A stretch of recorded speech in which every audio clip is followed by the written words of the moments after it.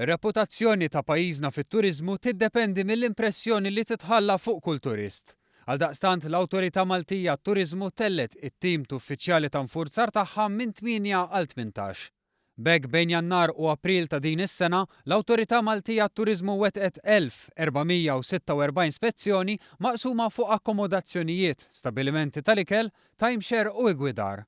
Numri li meta mqabbla mat-total ta' spezzjonijiet tas-sena li għaddiet huma ogħla mill-medja.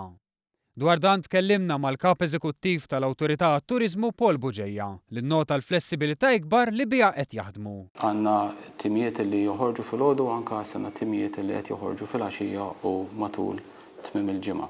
Qed induru r-restoranti m'għandniex ngħidu, il-lukandi u anke appartamenti fejn jiġi identifikat li hemm akkomodazzjoni li qiegħda tintuża. Dawn l-ispezzjonijiet l-awtorità tassigura li dawn il-faċilitajiet ikunu konformi mal-obbligi u l-istandards mitluba.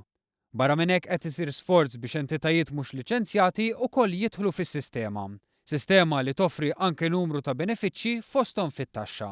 L-idea hi li kull ma qed jiġi Malta se jsib dak il-prodott illi huwa liċenzjat li huwa to standard illi finalment ipoġġi l-isem ta' Malta fuq livell dejjem aħjar.